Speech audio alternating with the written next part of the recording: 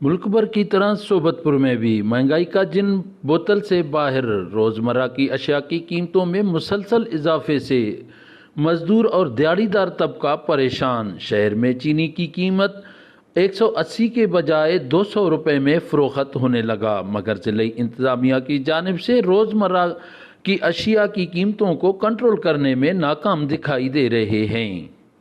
खंड महंगाई हर शइ महंगाई आहे, ॾिसें थो ग़रीब माण्हू वञे काॾे। असां डेली कमाई डेली खाऊं था।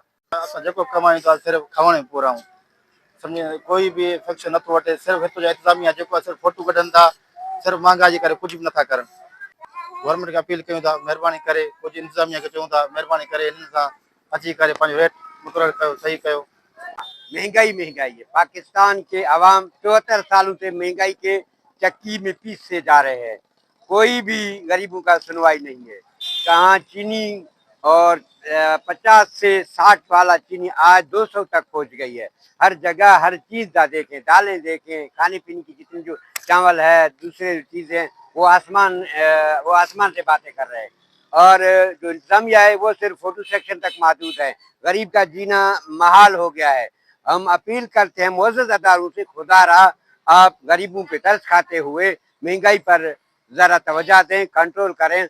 हुकूमत को चाहिए कि वो चीनी समेत दीगर अशिया खुर्दनोश की कीमतों को कंट्रोल करके गरीब, मजदूर, दिहाड़ीदार तबका को रिलीफ फराम करके महंगाई को कंट्रोल करने के लिए इकदाम उठाए। कैमरा टीम के साथ सरदार बंगुल जई, वश न्यूज़, सोबतपुर।